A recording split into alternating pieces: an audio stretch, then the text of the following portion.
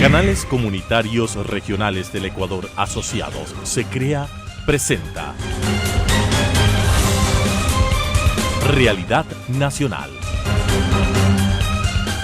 Amigos, hoy estar con ustedes como todas las semanas en el espacio de SECREA, de los canales comunitarios y regionales del Ecuador Asociados, que con sus 45 canales de televisión tenemos cobertura nacional y nos permite en varias ocasiones difundir estos segmentos y espacios de entrevistas y de diálogo. En esta ocasión nos acompaña el asambleísta Eliseo Azuero, quien tiene gran experiencia en temas políticos. Fue diputado nacional por Sucumbíos entre 1990 y 1992, prefecto provincial de Sucumbíos entre 1992 y 1998, diputado nacional por Sucumbíos de 1998 a 2003 y después 2007, ahí no olvidemos el detalle de la destitución del Tribunal Supremo Electoral a la gran mayoría de asambleístas o diputados en esa época. Estuve en la instauración de la Asamblea Constituyente también en el 2007 y asambleísta nacional por Sucumbíos desde el año 2017. Un gusto, Eliseo, que nos acompañes en SECREA. Bienvenido. Gracias, Roberto, un placer. Aquí estamos una vez más compareciendo ante los ciudadanos para despejar cualquier tipo de dudas que puedan existir. Qué gusto. Este es un programa que más bien lo establecemos con varias temáticas, varios temas de actualidad. Y uno que hemos visto en estos últimos días es el comentario de Edison Lanza, quien es relator especial de la Corte Interamericana de Derechos Humanos, quien declaró que la comunicación no es un servicio público, sino un derecho. ¿Qué opina Eliseo Azuero respecto de este criterio de que la comunicación no es un servicio público, sino un derecho? Por supuesto, coincidente con el señor Lanza, es un derecho humano, diría yo, de estar informado, de tener contrastadas todas las versiones y de hacerse, a la medida de lo posible, un juicio de valor respecto del tema de la comunicación. Por supuesto, lo que se pretendía incorporar como un servicio es para meterle la mano a la comunicación, como pasó en el Correato, uno de los gobiernos más corruptos de la historia del Ecuador. Definitivamente creo que estamos reinstitucionalizando el país y estas voces que hablan de la transformación del marco legal son muy necesarias en este momento en donde el Ecuador empieza a respirar aires de dignidad. Cuando se habla de esta transformación del marco legal, eso implicaría tal vez una consulta popular, porque en la Constitución se habla de que la comunicación es un derecho público, un servicio público, Servicio. Entonces, ¿tocaría hacer una consulta popular? ¿O cuál sería el proceso para que la Asamblea, en este caso, actúe de manera amplia? Yo sí creo que se podrían buscar cierto tipo de mecanismos, más sin embargo el idóneo, el adecuado, es el de una consulta popular, porque aquí se ha consultado hasta temas de gallos, ¿no? Yo no creo por qué no se puede establecer una consulta popular para preguntarles a los ciudadanos, luego que fueron sorprendidos con la Constitución del 98 por algunos sinvergüenzas que hicieron de esta Constitución, entre comillas, garantista o un espacio para tomarse todos los espacios de poder y todas las opciones que tenía el pueblo ecuatoriano de tener, valga la redundancia, una información adecuada, una información de alguna manera de multiplicidad de vertientes, que hacía posible que los ecuatorianos tengamos una concepción totalmente distinta a la que luego se impuso en el país. Así que yo sí creo que no sería nada ilógico el hecho de que busquemos a través de una consulta popular el reafianzamiento de esta tesis. Ahora, avanzando en temas, la bancada de Integración Nacional, que es en la cual Eliseo Azuero conforma, encabeza, está en ese proceso, ¿se encuentra totalmente consolidada o no? No, la bancada es una bancada consolidada, con una particularidad que no tienen las otras bancadas. Nosotros somos líderes locales. Ya. Pertenecemos a movimientos locales. En consecuencia, no es lo mismo que tener un partido en cuya cabeza se encuentra el dueño del partido, como ha pasado tradicionalmente, y el que dispone sobre los asambleístas qué hacer y qué dejar de hacer. Yo, fiel a mi costumbre, fiel a mi principio de ejercer la cosa pública con absoluta independencia, como lo hiciera en el pasado, creo que este es el escenario más adecuado para mí. Yo le pedí los votos o le pedí el respaldo a mi provincia, le pedí a mis electores y no le pedí al dueño de un partido, el que tiene que decidir por mí o por mi pueblo lo que yo debo hacer en el marco de la gestión. Así que es una bancada bastante interesante. Tenemos liderazgos locales en aproximadamente 14 provincias. Eso habla de que es una bancada que tiene, como es obvio, la capacidad de discernimiento, de análisis, inclusive de controversia. Claro, pero normal. eso es necesario, eso es lo que pule el concepto de lo que se llama democracia y el ejercicio pleno de la función de asambleísta, en donde fundamentalmente debemos hacer dos cosas, ¿no? El ámbito de la fiscalización y el tema de la legislación, que en el caso particular de esta bancada, en donde estamos algunos amazónicos, hemos logrado hitos. La ley de planificación de la Amazonía, que no es la ley que hubiéramos querido, porque en la ley, por ejemplo, se establecen temas que no son los más adecuados, por el mismo hecho de la denominación de la ley. La ley debió llamarse Ley de Régimen Especial, no Ley Orgánica de Planificación. Con eso perdimos mucho respecto de los dos aspectos a los que nos compele la Constitución, que es el de buscar que el entorno ecosistemático de la región amazónica y el buen vivir de la gente sea precautelado. Yo creo que es muy importante lo que se acaba de comentar, la unidad de los líderes locales. Yo creo que ahí se puede ver de alguna manera el futuro de varias organizaciones. En el caso nuestro como gremio, como se crea, al decir en la presentación 45 canales, son 41 canales locales, 41 canales regionales que, al haber una gran asociación de canales de televisión, tomamos la decisión de hace cerca de 10 años conformar este gremio, justamente con el mismo criterio, de ver los líderes locales respetando sus contenidos, su programación, etcétera, su realidad económica, y se formó este gremio que obviamente se ha ido fortaleciendo. Por supuesto que sí, hay ahí la necesidad de hacerle un cambio al quehacer político. Esta es una forma plural de ver las cosas, porque no solo lo que piensa el líder o lo que piensa la línea editorial o lo que determina un determinado medio es lo que definitivamente tiene que conocer los ecuatorianos. Así que yo, ¿qué más? Que tú y yo coincidamos en que esta metodología que tiene que imperar en el país hace que el verdadero concepto democrático se aplique de forma adecuada en el convivir de los ecuatorianos. Totalmente de acuerdo, y como decimos, en aspectos políticos, empresariales y comunicacionales, en principios tenemos muchísimas coincidencias. ¿Qué sucedió con la Comisión Ocasional de Seguridad Fronteriza? El famoso tema de las últimas semanas. Alianza País es un partido que le ha hecho mucho daño al país. Y todavía parece que no salgan de este marasma en donde nos sometieron a todos los ecuatorianos. Pretenden presidir todas las comisiones ocasionales, porque ellos tienen el número, de manera hipócrita se comportan. Y ustedes saben que cuando se trata de temas en donde va a aflorar temas de corrupción o temas incómodos para ellos, de manera, diríamos, artificiosa se unifican correístas y morenistas. Así que ellos casi siempre haciendo cuando conviene. Cuando les conviene, por supuesto. Y en estos temas, en el tema de la frontera norte, igualmente se puso a presidir al señor Carlos Yar. Y debo decirlo con respeto, pero sí con la misma energía que me ha caracterizado. Infortunadamente perdió los papeles, no supo lo que significa conducir esta comisión tan importante y tan gravitante para el tema de la seguridad de la frontera norte.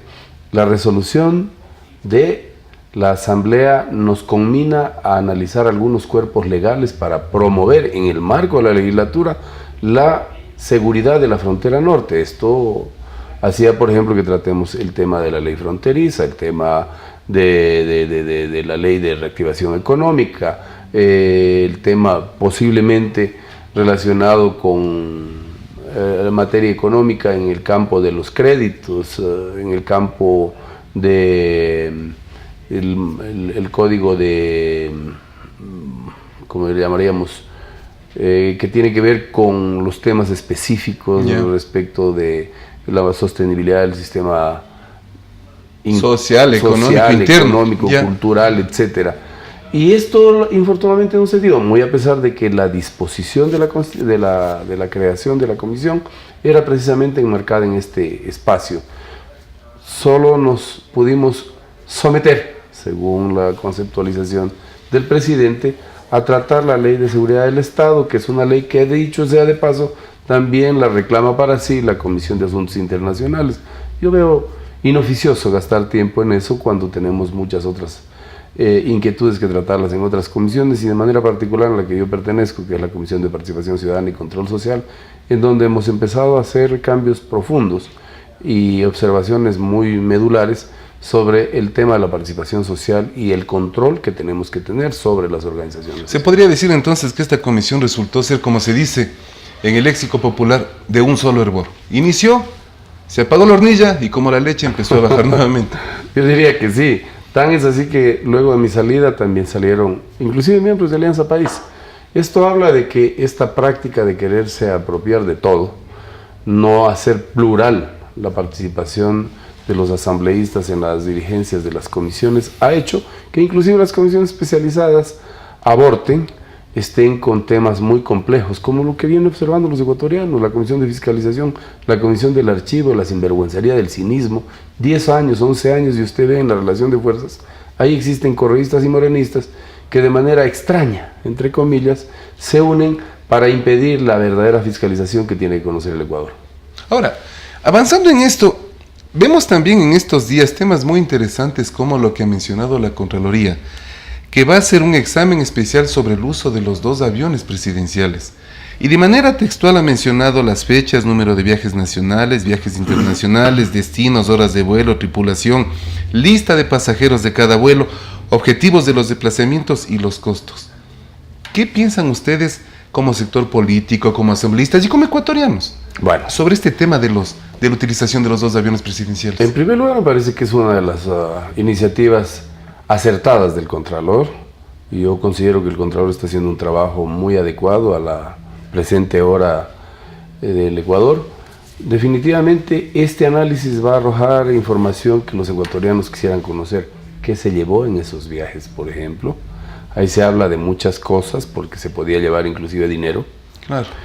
Producto de la corrupción, porque la corrupción ahora sí es un hecho indiscutible, una trama de corrupción planteada al más puro estilo del señor Rafael Correa y su grupo de amigos. Yo insisto que una vez que los resultados de esta auditoría salgan a la luz pública, nosotros, en el marco de lo que nos corresponde, deberíamos iniciar de manera intensa la gestión para evitar que se diluyan estos temas y que, bueno, sean sancionadas aquellas personas que hicieron un abuso o cometieron abusos con los recursos del Estado y la utilización de los bienes de todos los ecuatorianos. Así que esto habla una vez más de la serie de hechos que hay que investigar. Miren, hoy en día, todos los días aparecen nuevos hechos, pero todos los días no ha habido funcionario público del gobierno del señor Correa que no esté inmerso en esta trama de corrupción. Qué increíble, ¿no? Las nuevas generaciones, los niños, los jóvenes, ¿es tan normal para ellos hablar de corrupción? Roberto, aquí tenemos un gran problema. Es casi una generación, son 10 años. Ya diríamos con la continuación, en este caso con las consabidas distancias y diferencias que existen entre el gobierno de Rafael Correa y Lenín Moreno, pero lo que sí es cierto es que sigue reciclando la misma gente del correato, y lo que sí es cierto es que siguen existiendo actos de corrupción que los ecuatorianos de a poco vamos a irlos conociendo. La gente está creyendo que la corrupción es casi tan normal como el respirar o como el comer, y eso no puede entenderse de esa forma, porque ustedes, los jóvenes, fundamentalmente están hipotecando su futuro, el futuro de sus generaciones futuras. Cuando se habla de corrupción y en tema justamente de Contraloría, en el proceso anterior, en el periodo anterior de la Contraloría, vemos que el ex Contralor Carlos Poli ha sido ya condenado a 6 años, su hijo a 3 años, se ha dictaminado una sanción, una multa de $40 millones. ¿Cómo irá ese proceso? ¿O igual será solamente para haberlo mencionado en los medios de comunicación?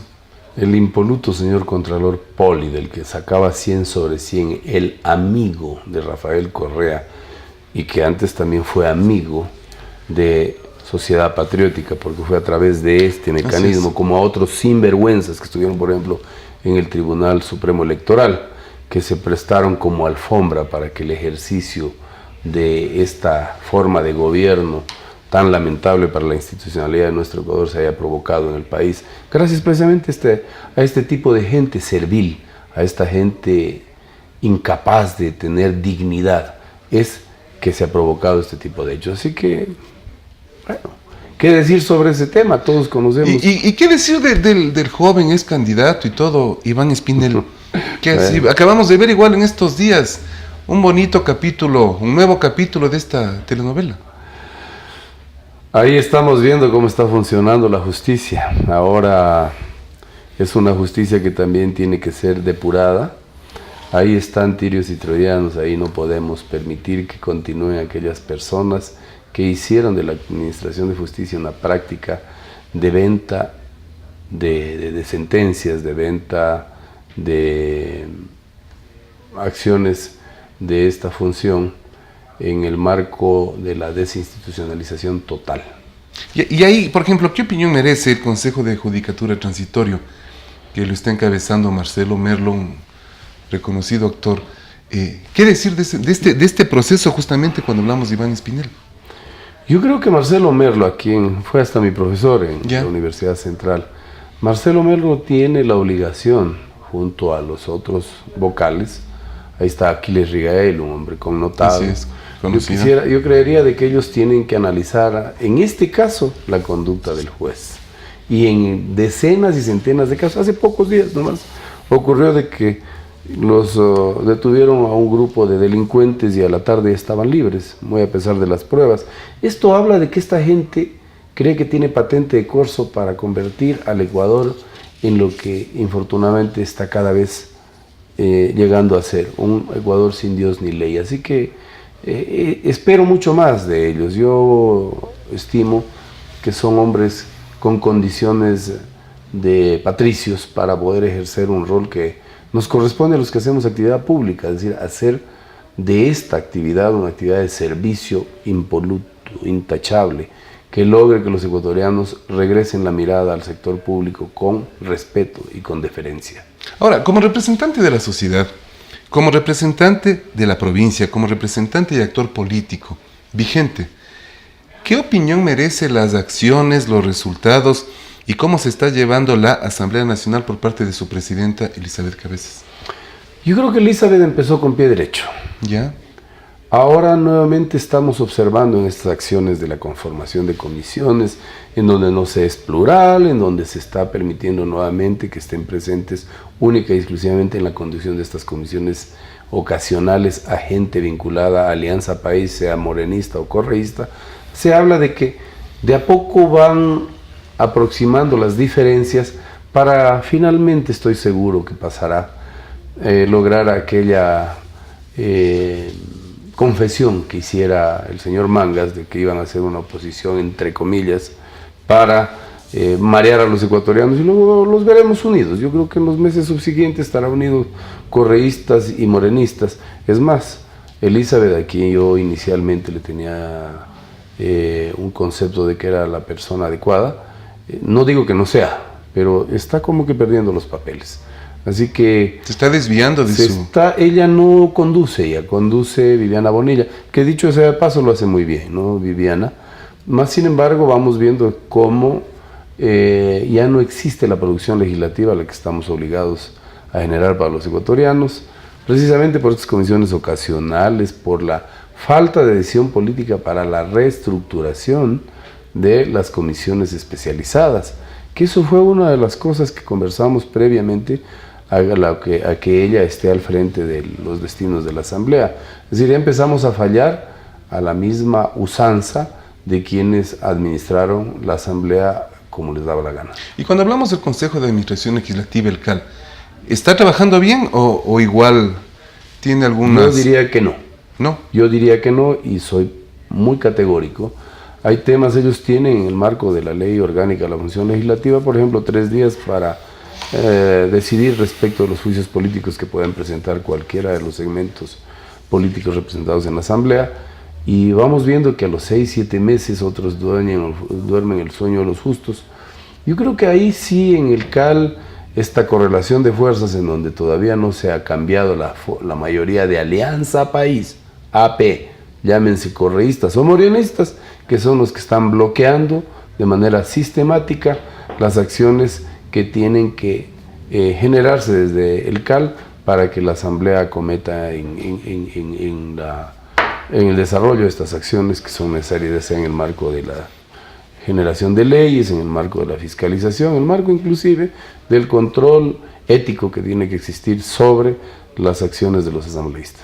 Ahora, hemos visto que todos los procesos de derecha, izquierda, centro-derecha, centro-izquierda, etcétera, un poco como que van desvaneciéndose.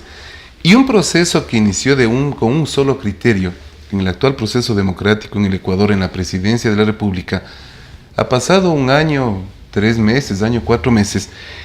¿Y cómo interpretar entonces, desde su inicio, su origen, a la visita del vicepresidente de Estados Unidos, que vino hace pocas semanas? Vemos que gremios empresariales están generando grandes convenios en beneficio de la empresa privada ecuatoriana. ¿Será tal vez que se da o se ha dado un giro en su visión política, o simplemente se está pensando en fortalecer al sector empresarial ecuatoriano y por ende al Ecuador entero? Bueno, yo creo que hay que hacer un análisis un poco más profundo. Si es que consideramos de que aquí los partidos que ejercen filosóficamente acciones de derecha, porque la derecha no es mala, cuando se asiste con el crecimiento económico a las clases menos protegidas. La izquierda, tradicionalmente en la humanidad, en el mundo, ha sido la presencia de personajes oscuros con intereses de venganza, y cuando tienen la oportunidad de dirigir los destinos de un país, lo que han hecho es lo que ya es conocido, son delincuentes prácticamente, salvando las excepciones. Así que lo que está haciendo Lenín Moreno es, a mi juicio, un poco lavándose la cara de 10 años de inacción en la línea de buscar que los ecuatorianos vivamos en condiciones dignas. Es buscar lo que en un mundo globalizado se tiene que hacer. Es decir, en un mundo globalizado nosotros no podemos creernos, y mucho menos siendo el país pequeño que somos, sin las condiciones tecnológicas que deberíamos tener, un país que puede abstraerse de la realidad del contexto internacional. Eso no es posible. Así que eso es positivo. Yo no entiendo de que se le está entregando a la derecha, al empresariado, de la conducción del Estado. El Estado per se, visto desde la perspectiva del señor Correa, era el gran monstruo que generaba toda la dinámica de producción, la dinámica económica, la dinámica social. Bueno, quería estar en todo y finalmente no estuvo en nada. Por eso hicimos que este Estado, que tenía 254,000 funcionarios, esté con 833,000. Entonces hablamos de que esta visión de la administración de la cosa pública desde la óptica de la, entre comillas, izquierda, populista fundamentalmente, no ha servido absolutamente para nada. Y ahora estamos pagando esos ensayos de estas personas con mentes oscuras. Ahora, cuando se dice ensayos, estamos culminando el programa. ¿Qué criterio sobre el comentario de Catalina Botero, cuando dice que Correa acuda a medidas de la Corte Interamericana de Derechos Humanos? Es un cinismo increíble. En pocas palabras, porque estamos concluyendo. Un cínico como Correa no ha parido el país. Así es. Este señor tiene la desfachatez de querer acudir a una instancia a la que denostó de manera permanente. ¿Qué pueden esperar ustedes de Correa o de sus amigos o de esta famosa revolución ciudadana? Nada. Se ha dicho mucho en palabras muy directas.